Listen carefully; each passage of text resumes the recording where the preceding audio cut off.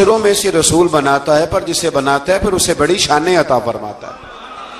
پہلے دن سے انسان کا یہ مسئلہ ہے، پہلے دن سے انسان کا یہ مسئلہ ہے کہ وہ کہتا ہے میں انسان سے ہدایت حاصل کروں، لیکن رب نے بھی قانون بنایا ہے کہ اللہ تبارک و تعالیٰ بندے پر ہی وحی فرماتا ہے۔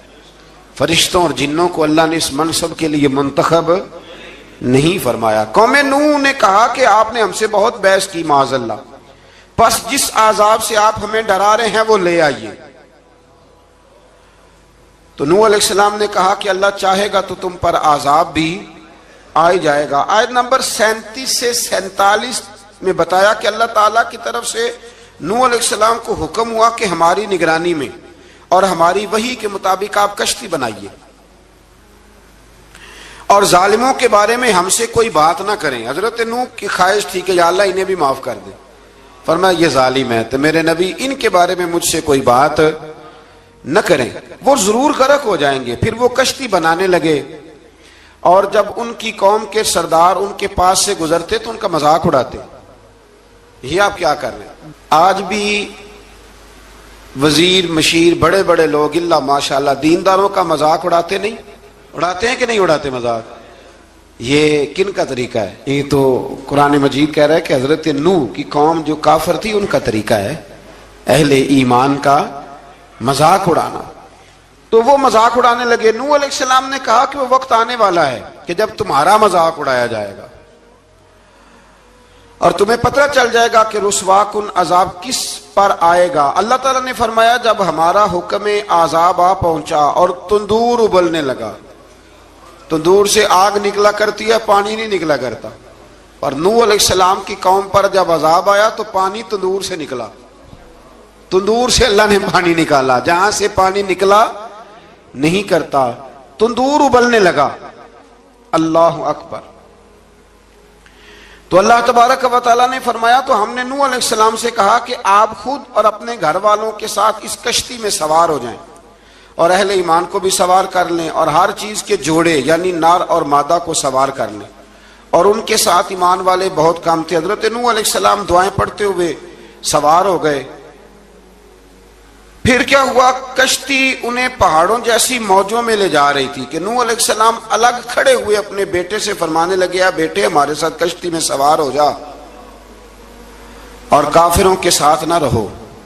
اس نے یعنی نوح علیہ السلام کے بیٹے نے کہا کہ میں آپ کے ساتھ نہیں بیٹھوں گا، ابھی کوئی پہاڑ آئے گا تو میں پہاڑ کی پناہ لے لوں گا۔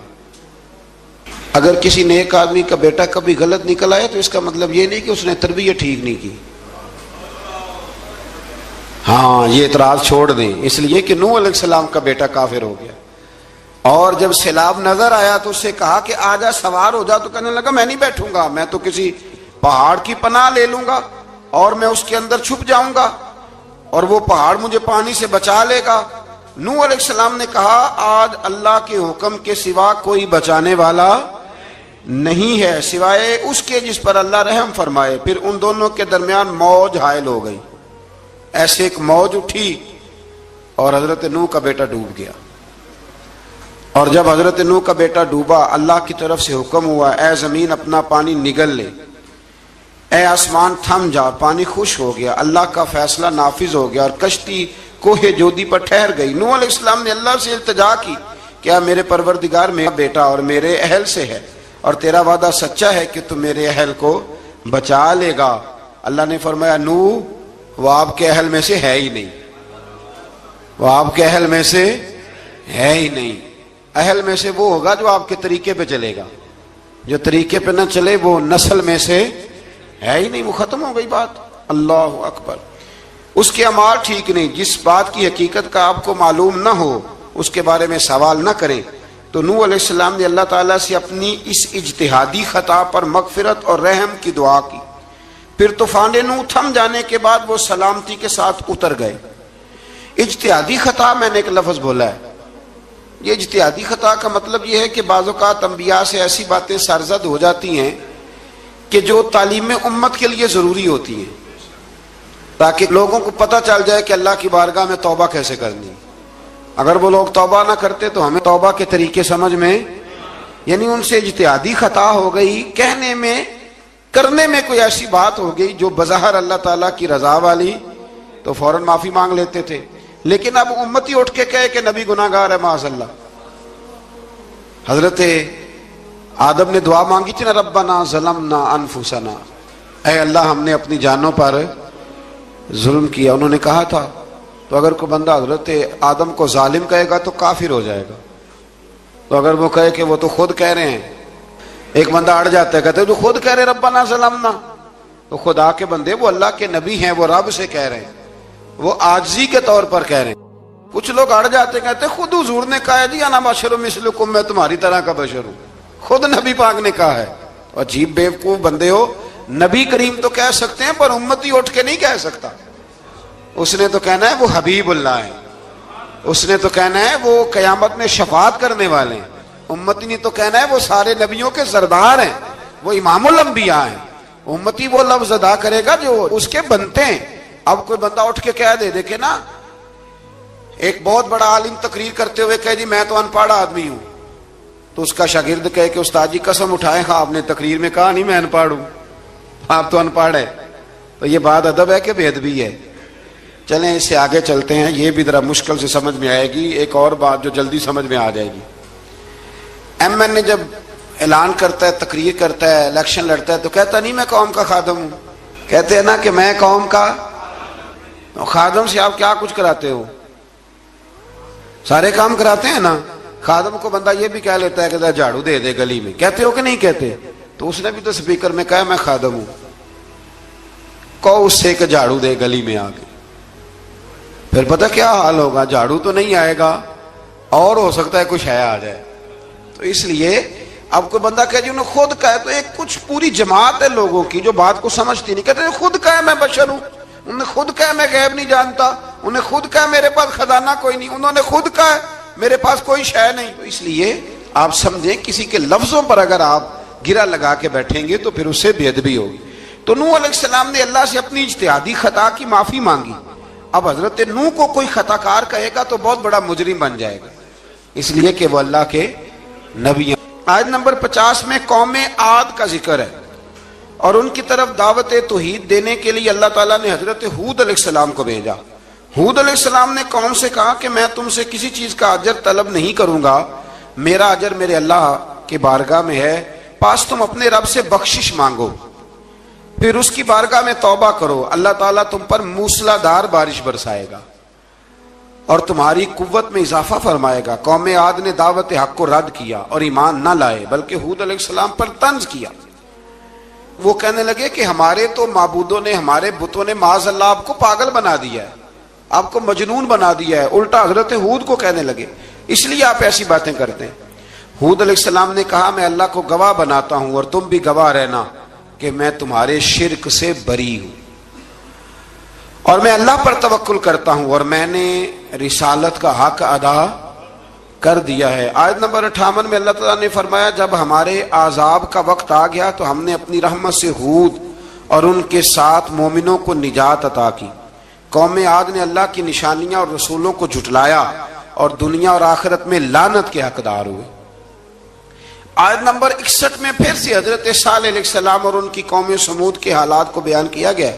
حضرت صالح نے کہا ہے میری قوم اللہ وحدہ لا شریک کی عبادت کرو، اس سے بخشش طلب کرو، اس کی بارگاہ میں توبہ کرو، اس نے تمہیں زمین سے پیدا کیا ہے، اس پر آباد کیا ہے۔ جواب دیا ہے صالح ہمارے آباء و اجداد کے معبودوں کی عبادت کو روکنے سے پہلے ہمیں آپ سے بڑی امیدیں تھیں، اور اب آپ ہمیں روکنے لگ گئے ہیں باپ دادا کے دین سے، لیکن اب ہمیں آپ کی دعوت کے بارے میں شکوک ہیں۔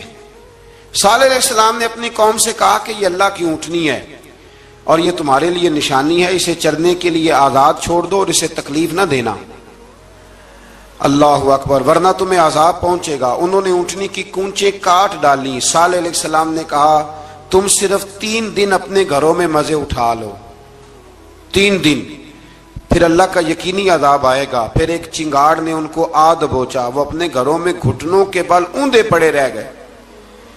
صرف صالح علیہ السلام ان کے ساتھ اہل ایمان اس عذاب سے بچے۔ یہ 3 قوموں کا ذکر ہو گیا، نوح علیہ السلام کی قوم کا بھی، ہود علیہ السلام کی قوم کا بھی، اور حضرت صالح علیہ۔ آگے اللہ تبارک و تعالیٰ نے آیت نمبر 69 میں اس بات کا بیان فرمایا کہ حضرت ابراہیم علیہ السلام کے پاس فرشتے بشری شکل میں آئے، انسانی شکل میں.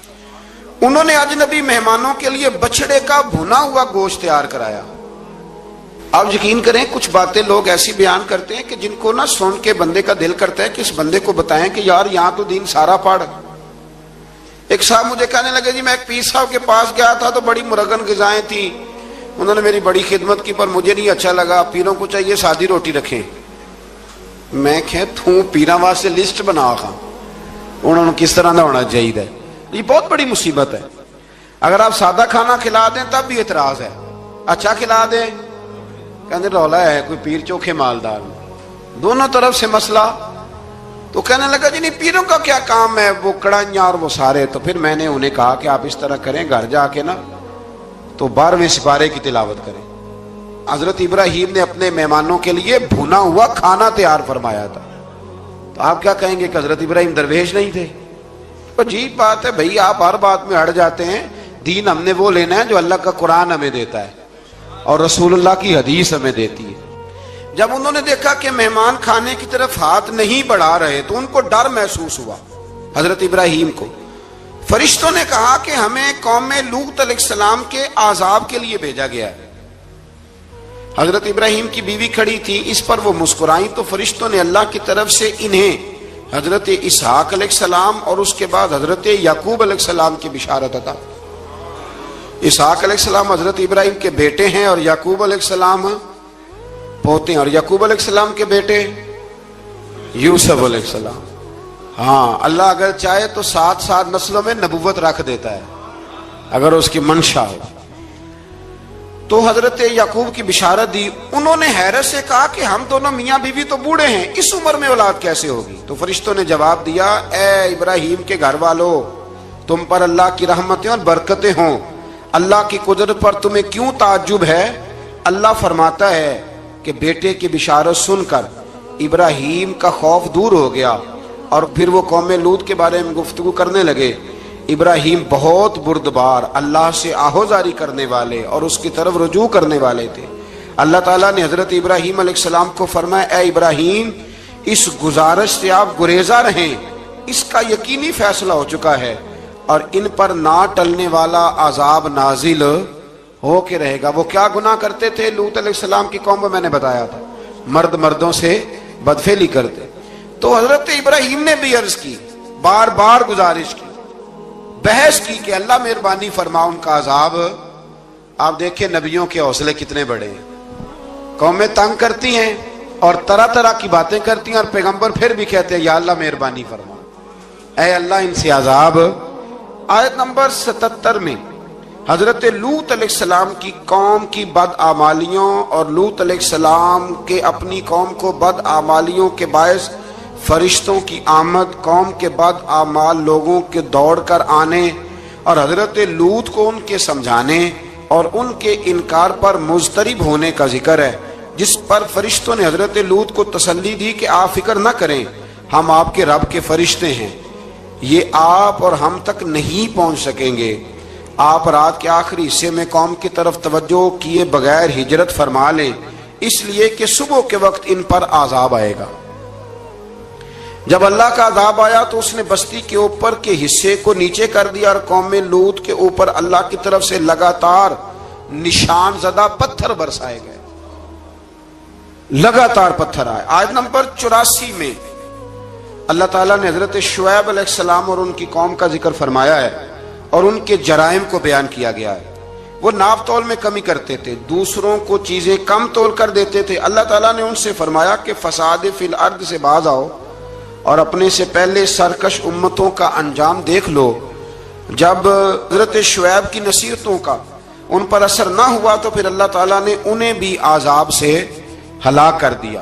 آیت نمبر 94 میں فرمایا کہ جب ہمارا عذاب آیا تو ہم نے اپنی رحمت سے حضرت شعیب اور ان پر ایمان لانے والوں کو بچا لیا اور ظالموں کو ایک زبردست چنگاڑ نے پکڑ لیا تو صبح وہ اپنے گھروں میں اوندے منہ پڑے تھے، گویا وہ کبھی وہاں آباد تھے ہی نہیں. آیت نمبر 96 میں حضرت موسیٰ علیہ السلام کو عطا کیے جانے والے 9 معجزات کا ذکر ہے پھر فرعون اور اس کے پیروکاروں کے باطل روش کے باعث ان کی ہلاکت کا بھی ذکر فرمایا، اور دنیا اور آخرت میں انہیں ملعون یعنی لعنتی قرار دیا۔ جن بستیوں کو اللہ تعالیٰ نے ہلاک کیا ان میں سے بعض کے آثار موجود ہیں اور بعض کے آثار تک معدوم ہو چکے۔ ان میں سے ہر بستی والے اپنے ظلم کے باعث ہی ہلاک ہوئے، اللہ تعالیٰ کسی پر ظلم نہیں فرماتا۔ لوگ خود اپنی جانوں پر ظلم کرتے ہیں، جو شخص عذاب آخرت سے ڈرتا ہے اس کے لیے اس میں نشانیاں موجود ہیں۔ آیت نمبر 106 سے اللہ تعالیٰ نے انجام کے اعتبار سے لوگوں کی دو قسمیں بیان کی، دو قسمیں فرمایا، ایک ہیں سعادت مند لوگ اور دوسرے ہیں بدبخت۔ فرمایا بدبختوں کا ٹھکانہ جہنم ہے جس میں وہ ہمیشہ رہیں گے، اور نیک بختوں کا ٹھکانہ جنت ہے، وہ ہمیشہ اسی میں رہیں گے، اور ان کے لیے اللہ کی طرف سے نا ختم ہونے والی عطا ہے۔ آیت نمبر 110 میں حضور صلی اللہ علیہ وسلم کو تسلی دی گئی کہ جس طرح یہ لوگ قرآن کے بارے میں اختلاف کرتے ہیں، اسی طرح قوم موسیٰ نے تورات کے بارے میں بھی اختلاف کیا تھا، اور اللہ نے ان کے اعمال کا پورا بدلہ انہیں دیا۔ آیت نمبر 112 سے سرکشی کو چھوڑ کر احکامات دین پر استقامت اختیار کرنے اور ظالموں کے ساتھ میل جول رکھنے سے بچنے کا حکم دیا گیا ہے، اور فرمایا کہ ظالموں سے میل جول کا انجام دوزخ کی آگ ہے۔ ہم لوگ نہ شکوہ کرتے ہیں، کسی حکومت کو بنے ہوئے 6 مہینے گزرتے ہیں تو شکوہ شروع ہو جاتا ہے، حالانکہ وہ خود تو نہیں نہ بنتے، ان کو کوئی بنانے والا ہے۔ تو ظالم کا جو مددگار ہوتا ہے وہ بھی ظالم ہوتا ہے، اس لیے احتیاط کریں۔ اور یہ صرف سیاستدانوں کی بات نہیں، دنیا کے ہر معاملے میں آپ غور کریں کہ آپ کسی ظالم کے مددگار تو نہیں۔ اللہ تعالی ہمیں حق پر استقامت عطا فرمائے۔ آیت نمبر 114 میں دن کے دونوں طرفوں میں اور ابتدائی رات کے کچھ حصے میں اللہ تعالیٰ نے نماز قائم کرنے کا حکم دیا ہے، رات کے کچھ حصے میں بھی نماز پڑھنی چاہیے، اور یہ بھی بتایا کہ بے شک نیکیاں گناہوں کو مٹا دیتی ہیں، اور یہ نصیحت قبول کرنے والوں کے لیے نصیحت ہے۔ آیت نمبر 120 میں اللہ تعالیٰ نے فرمایا کہ ہم آپ صلی اللہ علیہ وسلم کو رسولوں کی تمام خبریں آپ کے دل کی تسکین اور تقویت کے لیے بیان کرتے ہیں، اور ان میں مومنوں کے لیے نصیحت اور عبرت ہے کہ ان ساری باتوں سے عبرت پکڑ لو۔ بچہ صرف وہی جو اللہ کے نبیوں کے طریقے پہ چلا اور نبیوں کے ساتھ رہا، باقی بچ سکے نہیں۔ اللہ تعالیٰ کی طرف سے توحید و رسالت اور وقوع قیامت کے دلائل بھی ہیں۔ آیت نمبر 123 میں فرمایا کہ آسمانوں اور زمینوں میں سب غیب اللہ ہی کے ساتھ مختص ہیں، اور ہر کام اسی کی طرف لوٹایا جاتا ہے۔ آپ اسی کی عبادت کیجئے، اسی پر توکل کیجئے، اور آپ کا رب لوگوں کے اعمال سے غافل نہیں ہے۔ اسی بارے میں نا آگے سورۃ یوسف شروع ہو رہی ہے، اس کو اللہ تعالیٰ نے کہا ہے کہ یہ بڑا پیارا قصہ ہے، احسن القصص کا، قصوں میں سونا قصہ۔ تو یہ کچھ 12ویں پارے میں اور کچھ 13ویں پارے میں ہے۔ میں نے یہ ارادہ کیا ہے کہ یہ ایک ہی دن پوری بیان کی جائے۔ ایک بزرگ کی بات لکھی جو تابعی ہیں، وہ فرماتے ہیں کہ ان بزرگوں کا طریقہ یہ تھا کہ وہ لوگوں سے چھپ کے نا پہاڑ کے پیچھے عبادت کرتے تھے، اور پوزیشن ان کی یہ تھی کہ کسی سے ملتے نہیں تھے، بالخصوص فجر کی نماز سے لے کر عصر کی نماز تک بکریاں رکھی ہوئی تھیں، ان کو چراتے رہتے تھے فرات کے کنارے اور نفل پڑھتے رہتے تھے۔ اس وقت کو ملنے بھی نہیں آتا تھا۔ ایک شخص بڑی دور سے ان کی شہرت سن کے آیا، میں نے تو ملنا ہے۔ لوگوں نے کہا وہ اس وقت نہیں ملتے، ناراض ہوتے ہیں۔ اس نے کہا اللہ کا بندہ ہے نا، ناراض ہو بھی جائے گا تو لمبا ناراض رہے گا نہیں، اللہ والے جلدی راضی ہو جاتے ہیں۔ پہنچ گئے۔ اب وہ بابا جی نماز پڑھ رہے تھے تو کہتے میں نے عجیب منظر دیکھا کہ بابا جی فرات کے کنارے نماز پڑھ رہے ہیں اور ایک بھیڑیا ان کی بکریوں کی حفاظت کر رہا ہے۔ کہتے میں حیران رہ گیا کہ بھیڑیا تو بکریاں کھایا کرتا ہے اور یہاں چرا رہا ہے۔ کہتے میں جب گیا تو بابا جی نوافل میں مشغول تھے، مجھے دیکھ کے کہنے لگا اس وقت کیوں آئے؟ میں نے کہا حضور اگر آئے گیا ہوں تو پھر مہربانی کرے قبول فرما لیں۔ میں بیٹھ گیا تو میں نے کہا حضور یہ بھیڑیا بکریاں چرا رہا ہے، بھیڑیا اور بکریے کی صلح کب سے ہو گئی؟ تو فرماتے ہیں لمبی تقریر نہیں، ہلکا سا جملہ۔ فرمانے لگے جب سے بکریوں کے مالک نے رب سے صلح کر لی ہے نا، تب سے بھیڑیوں نے بھی بکریوں سے صلح کر لی ہے۔ بکریوں کے مالک نے رب سے صلح کر لی، گناہ چھوڑ دیے، اس کی فرما برداری میں آ گئے۔ اب پھر اسے بکریاں چلانے کی ضرورت نہیں رہی, بکریاں نہ اب بھیڑیا چراتا ہے. کہتے ہیں میرے اوپر کپ کپی طاری ہو گئی بزرگوں کی بات سن کے, اور مجھے پیاس لگی اور خواہش آئی کہ پتہ نہیں اب بابا جی کچھ کھلائیں پلائیں گے بھی کہ نہیں, بابا جی کچھ کھلائیں گے بھی کہ نہیں. کہتے میرے دل میں خیال تھا تو بزرگوں نے نا ایک لکڑی کا پیالہ, ان کے پاس وہ غار میں بیٹھے تھے تو ایک چھوٹا سا پتھر تھا, اس کی ڈھلان بنی ہوئی, بابا جی نے اس کے نیچے لکڑی کا پیالہ رکھا, وہ رکھا ہی تھا تو وہ دودھ سے بھر گیا. کہتے انہوں نے مجھے دیا تو ٹھنڈا اور میٹھا دودھ, میری طبیعت خوش ہو گئی. بابا جی نے دوبارہ وہی پیالہ اسی جگہ رکھا تو شہد سے بھر گیا. 1000 سال پہلے داتا صاحب لکھ رہے ہیں, کہتے مجھے دیا. میں نے فوراً کہا, میں نے کہا حضور یہ دودھ تو گائیں بھینس دیتی ہے, پہاڑوں سے تو نہیں نکلا کرتا, اور شہد تو شہد کی مکھیاں دیتی ہیں, پتھروں سے تو نہیں نکلتا, یہ آپ کہاں سے نکال رہے ہیں؟ تو کہتے ہیں وہ قرآن مجید پڑھنے لگے. وَإِذْ مُوسَىٰ لِقَوْمِهِ, جب موسیٰ کی قوم نے ان سے پانی مانگا, فرمانے لگے موسیٰ کی نافرمان قوم پانی مانگے, حضرت موسیٰ پتھر پہ ڈنڈا مارے تو اللہ وہاں سے 12 چشمے جاری کر دے. جو رب حضرت موسیٰ کی نافرمان قوم کے لیے پتھر اور پہاڑوں سے چشمے نکال دیتا ہے نا, وہ محمد عربی کے غلاموں کے لیے پتھر اور پہاڑوں سے دودھ اور شہد بھی نکال دیا کرتا ہے. وہ بزرگ کہنے لگے بس بات یہ ہے کہ آج بھی ہو اگر ابراہیم کا ایمان پیدا تو آگ کر سکتی ہے انداز گلستاں پیدا. کہنے لگا حضور پھر میرے لیے بھی دعا کریں. آپ فرمانے لگے پھر دعا نہ کرا تو مدینے والے کی غلامی شروع کر, تو نبی کریم کی غلامی شروع کر, تو رسول پاک کی غلامی شروع کر.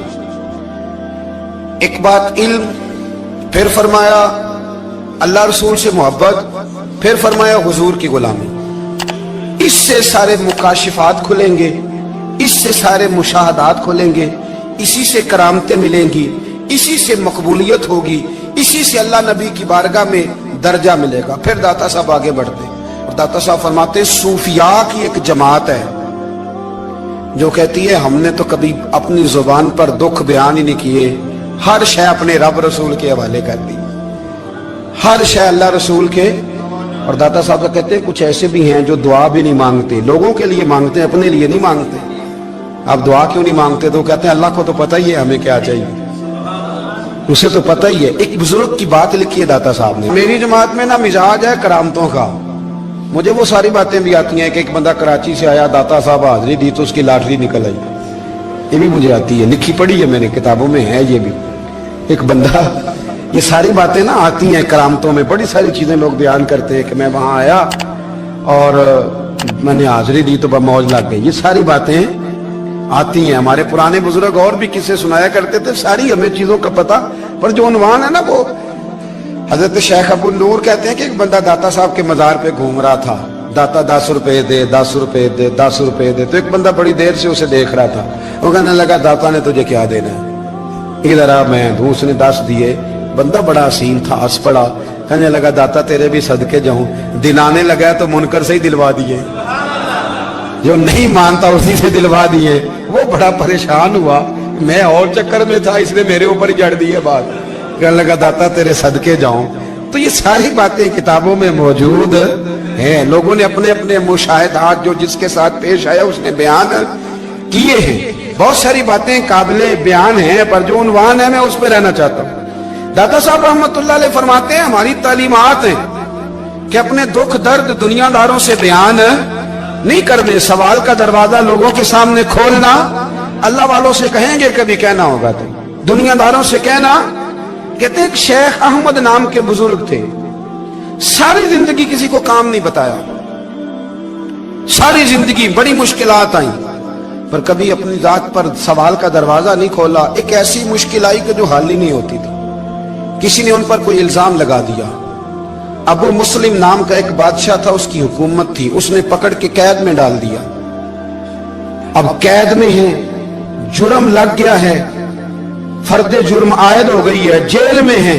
لوگ کہنے لگے حضرت جی اپنی صفائی میں کچھ کہیں, فرمانے لگے ساری زندگی بندوں سے کچھ نہیں کہا, اللہ رسول کو پتا ہے میں بے گناہ ہوں, مجھے کہنے کی ضرورت نہیں. داتا گنج بخش علی حجویری نے لکھا ہے, داتا صاحب کہتے ہیں تو یقین کامل تو پیدا کر, تو ایمان تو پختہ کر, दाता साहब कहते हैं वो अबू मुस्लिम जो बादशाह था वो नेक आदमी था, उसे रात को ख्वाब में नबी करीम की ज़ियारत नसीब हुई और हुजूर सैयद आलम सल्लल्लाहु अलैहि वसल्लम फरमाने लगे तूने अल्लाह का एक नेक बंदा जेल में डाल दिया, डर नहीं आता, वो तो बेगुनाह है। बादशाह आधी रात को खुद उठा।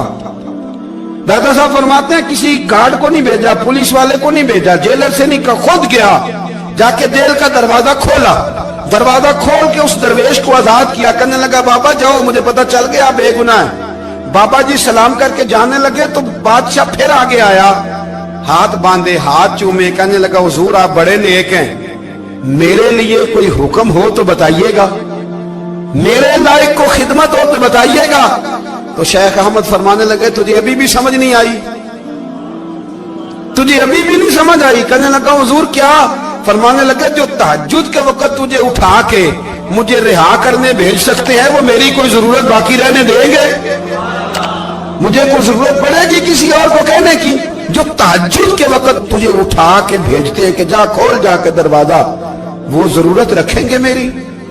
जरूरत मुझे रहेगी कि मैं तुझे और कोई काम, अभी में तुझे समझ नहीं आई? तो दाता अली अजमेरी रहमतुल्लाह अलैह फरमाते हैं असल में हमारी तबीयत है, हमने बंदों से दिल लगा लिया है, दिल अल्लाह रसूल से लगाओ, किसी बंदे से लगाना तो उससे लगाओ जो अल्लाह वाला हो।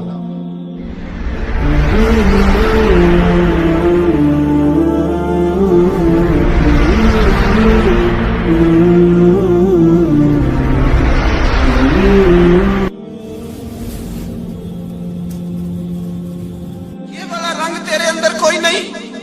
अबू सुफियान आए उन दिनों जिन दिनों हालात बड़े कठिन थे, इख्तलाफ शिद्दत का था।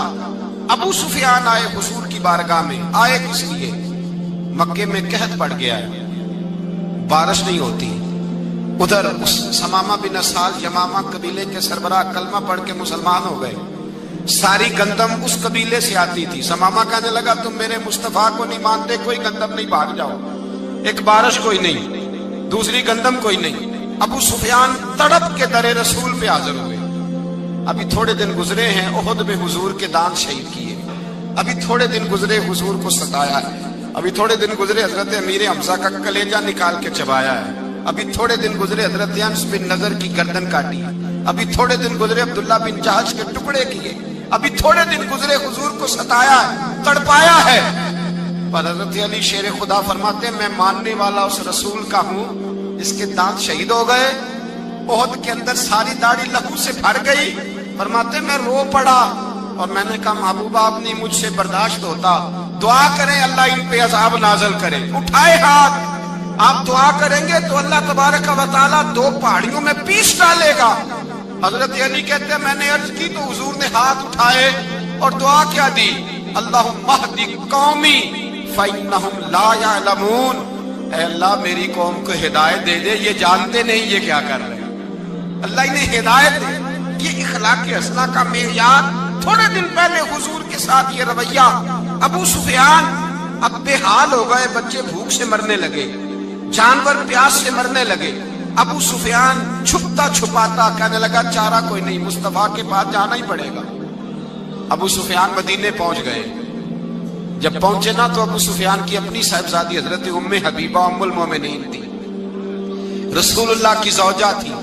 अबू सुफियान जब आए तो हजरत उम्मे हबीबा के पास सीधे उनके घर गए बेटी से मिलने। हुजूर का बिस्तर बिछा हुआ था, हजरत उम्मे हबीबा हुजूर की ज़ौजा उम्मुल मोमिनीन बिस्तर बिछाए। अबू सुफियान बैठने लगे, जनाब उम्मे हबीबा कहने लगी अब्बा जी ठहर जाएं। वो ठहरे तो बिस्तर समेट दिया। कहने लगे बेटी शायद तेरे घर में कोई कीमती बिस्तर नहीं, गुर्बत छुपाने के लिए बिस्तर समेट रही हो। जनाब उम्मे हबीबा कहने लगी अब्बा तो मुसलमान नहीं ना हुआ, अभी तेरी सोच काफिरों जैसी है, तू यहाँ आके खड़ा होना जहाँ मैं खड़ी हूँ, फिर तुझे रसूलुल्लाह की मोहब्बत के रंग का पता चले। तू अभी खड़ा वहां है जहां तुझे कुफर ही कुफर सुनाई और सुझाई देता है। बिस्तर इसलिए नहीं समेटा कि माज अल्लाह कम कीमत था, मैंने इसलिए समेटा है कि तू नजस है, नापाक है, अभी कलमा नहीं पढ़ता। और ये उस रसूल का बिस्तर है कि जो बिस्तर में मौजूद होते हैं तो जिब्रील अमीन कुरान लेके तशरीफ ले आते हैं। तेरा वजूद इस काबिल नहीं कि यहाँ बिठाया जाए। नबी पाक सल्लल्लाहु अलैहि वसल्लम की बारगाह तक अबू सुफियान आए। ابو سفیان کہتے ہیں مجھے امید نہیں تھی، ابھی سوچ نہیں نا بدلی تھی، کہتے مجھے امید نہیں تھی، میرا خیال تھا وہ شکوے کریں گے، شکایتیں کریں گے، وہ کہیں گے تم نے بھی تو بڑا کچھ کیا ہے نا۔ ابو سفیان کہتے ہیں میں قربان جاؤں، میں نے یہ رنگ دیکھا تو مدینے کی فضا ویسے ہی بڑی ٹھنڈی تھی، لیکن مصطفیٰ کریم کے ساتھ جب میں نے بات کی تو میرے وجود پر گریا طاری ہو گیا، میرے اوپر کیفیت طاری ہو گئی، میں تڑپنے لگا۔ کہتے ہیں میں نے کہا محبوبہ میں آیا ہوں، آپ کا کلمہ پڑھتے ہی سمامہ نے گندم بند کر دی ہے، بارشیں رک گئی ہیں، مکے کے لوگ بھوک اور پیاس سے مرنے لگے ہیں، محبوبہ بیٹیاں روتی ہیں، یا رسول اللہ مائیں ان کی چھاتیوں میں دودھ خشک ہو گیا ہے، بچے بلکتے ہیں۔ ابو سفیان کہتے ہیں میں دشمن تھا، سارے مکے کے لوگ دشمنی کرتے تھے، لیکن جب میں نے یہ لفظ کہے نا، اچانک میری نظر اٹھی تو مصطفیٰ کریم کی تو آنکھیں آنسو برسا رہی۔ کہتے میری بات بھی مکمل نہ ہوئی، حضور نے پہلے رکا منگوایا، سمامہ کے نام، فرمایا پہلے تو انہیں غلہ اپنی مرضی سے دیتا تھا، اب تیرے نبی کا حکم ہے کہ پہلے سے بڑھ کر تو انہیں غلہ دینا ہے۔ اور پھر میرے مصطفیٰ نے ہاتھ اٹھائے۔ اور بھائی مشکل ہوتا ہے، مشکل ہوتا ہے، سگے بھائی کے لیے لوگ دعا نہیں کرتے، کہتے میرا شریکہ ہے، ساس بہو کے لیے بہو ساس کے لیے دعا نہیں مانگتی، کہتے اختلاف ہے، لوگ لوگوں کی زندگی نہیں مانگتے، بیماری میں شفا نہیں مانگتے۔ ابو سفیان کہتے ہیں آمنہ کے لال تیرے قربان جاؤں۔ حضور نے ہاتھ اٹھائے اور کہا اے اللہ مکے کی سنگلاخ پہاڑیوں پہ بارش برسا، اے اللہ کھیتیاں ہری کر دے، اے اللہ ماؤں کی چھاتیوں میں دودھ بھر دے، اللہ عورتوں کو تازگی دے دے، بچوں کو رانائی دے دے، پھلوں پھولوں کو تازگی دے دے۔ ابو سفیان کہتے پہلے حضور رو رہے تھے، اور جب نبی پاک کی دعا دیکھی تو میں نے رونا شروع کر دیا، میں نے رونا شروع کر دیا۔ کہتے واپس آیا تو وہ احساس کہ یار یہ میں کس شخص سے مل کے آیا ہوں، یہ کس قسم کے آدمی سے مل کے آیا ہوں، یہ کیسا رنگ ہے، یہ کس قسم کا انداز ہے کہ جس کو میں پتھر مارتا رہا وہ میرے لیے دعائیں لے کے بیٹھا ہوا ہے، جس کو ساری زندگی ستایا ہے وہ میرے بچے کے لیے روتا ہے، میری بیٹی کے لیے اس کی آنکھ میں آنسو ہے، وہ ہمارے لیے تڑپ رہے ہیں۔ میرے بھائیوں، ابو سفیان کہتے ہیں پھر دوسرا جلوہ میں نے تب دیکھا جب حضور مکے آئے، اور میں تو آخر تک لڑنے آیا تھا نا، حدیبیہ تک۔ کہتے ہیں جب رسول پاک مکے آئے اور حضور نے اعلان معافی کیا تو بنتا تو یہ تھا کہ مجھے سزا ملتی، لیکن میرے مصطفیٰ کریم نے فرمایا جو ابو سفیان کے گھر میں چلا جائے گا میں اسے معاف کر دوں گا۔ کہتے ہیں میں نے کہا یہ میرے لیے کس قسم کی سزا تجویز کی ہے کہ میں عمر بھر دشمنی کرتا رہا اور یہاں رنگ عجیب ہے۔ حضور نے میرے لیے ہی اعزاز لکھ دیا، فرمایا جو ابو سفیان کی حویلی میں داخل ہو گیا میں نے معاف کیا۔ ابو سفیان کہتے ہیں پتہ نہیں کتنے پردے تھے جو اٹھ گئے، پتہ نہیں کتنی منزلیں تھی جو طے ہو گئی، پتہ نہیں کتنے جلوے تھے جن کا نظارہ ہو گیا، اور میں نے غور سے چہرہ دیکھا تو میری آنکھوں سے پٹی اتر گئی، اور مجھے عبداللہ کے یتیم بیٹے کے پیچھے محمد الرسول اللہ کے جلوے نظر آنے شروع ہو گئے۔ اخلاقی قدریں جب موجود رہتی، یہاں تو لوگ مرے ہوئے شخص کو مارتے ہیں، یہاں تو سڑک پر کتنی کراوٹ ہے اور کتنا گر گیا ہے، اخلاق ان لوگوں کا ایکسیڈنٹ ہو گیا ہے، ٹرین کی پٹری سے اتر گئی ہے، چیخ و پکار ہے، آہیں ہیں، تڑپنا ہے، رونا ہے، سسکیاں ہیں، ماں کا بازو کٹا ہے پر وہ چیختی ہے ذرا میرے بیٹے کا پتہ کرو، باپ کی آنکھوں میں ریت پڑ گئی ہے پر وہ تڑپتا ہو میرا بیٹا تھا، چیخ و پکار ہو رہی ہے۔ پر ظلم ہے اس قوم کا کہ جو بچانے والے آئے ہیں وہ پہلے آتے ہی ان کی جیبیں ٹٹول رہے ہیں، ان کے بٹوے دیکھ رہے ہیں، گری ہوئی عورتوں کے، یہ آپ اٹھا کر دیکھیے اخبارات، عورتوں کے گری ہوئی عورتوں کے کانوں سے بالیاں نوچی گئی اور ان کے کان تک کٹ گئے۔ یہ اس قوم کا حال ہے۔ اقبال کہتے ہیں جنہیں آتا نہیں دنیا میں کوئی فن تم ہو، اور بیچ کھاتے ہیں جو بزرگوں کا کفن تم ہو۔ تم وہ لوگ ہو جو کفنوں پہ سودے کرتے ہو، جو قبروں پہ سودے کرتے ہو۔ لوگ تجارتیں کرتے ہیں، اخلاقی پستی کا یہ عالم کہ لوگ قبروں پہ سجدے کرتے ہیں، بیٹے بیچ کے دہیز خریدتے ہیں۔ غریب کی بیٹی روز تڑپتی ہے، روتی ہے، روز سسکیاں لیتی ہے کہ کہاں سے وہ دروازہ کھلے گا جب میں بھی میں بھی جب سہاگن ہوں گی، جب میرا باپ بھی عزت کے ساتھ مجھے رخصت کرے گا، اور غریب آدمی بیٹی کی شادی کے بعد اتنا دکھی رہتا ہے، وہ بھی کم ہی لوگ جانتے ہیں، وہ بھی وہی لوگ جانتے ہیں جو اس منظر سے گزرتے ہیں۔ ہمارا اخلاقی معاملہ اس قدر زیادہ تباہی کا شکار ہے۔ میرے مصطفیٰ کریم سید عالم نور مجسم صلی اللہ علیہ وسلم جذبات کا خیال رکھتے، احساسات کا خیال رکھتے، تصورات کا۔ او بھائی، اس سے بڑا اخلاق کا مظاہرہ کہاں سے لینے جاؤ گے؟ کہ آمنہ کے لال فرماتے ہیں میرا دل کرتا ہے نماز لمبی پڑھاؤں، نماز اللہ کی نماز، دل کرتا ہے لمبی نماز پڑھاؤں، میں لمبی لمبی سورتیں تلاوت کروں، میں کھل کے رب کریم کا قرآن پڑھوں، میں اللہ تبارک و تعالیٰ کے قرآن مجید کے ذائقوں میں کھو جاؤں۔ لیکن حضور فرماتے ہیں نماز میں کسی بچے کے رونے کی آواز آتی ہے، کسی بوڑھے کی ہائے کی آواز آتی ہے، کسی بیمار آدمی کی ہائے کی آواز آتی ہے۔ نبی پاک فرماتے ہیں میں اللہ کی نماز چھوٹی کر دیتا ہوں، اللہ کے بندوں کا خیال کرتا ہوں۔ میں رب کی نماز چھوٹی کر دیتا ہوں، رب کریم کے بندوں کا خیال کرتا ہوں۔ خدا کے بندے تو ہیں ہزاروں، بنوں میں پھرتے ہیں مارے مارے، میں اس کا بندہ بنوں گا جس کو خدا کے بندوں سے۔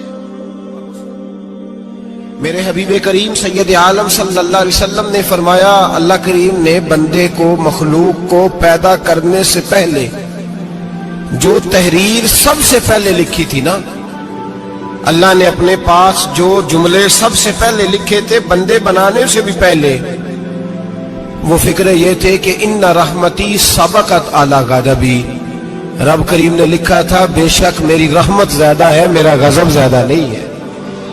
اس نے لکھا تھا کہ میری رحمت ہمیشہ میرے غضب پر غالب رہے۔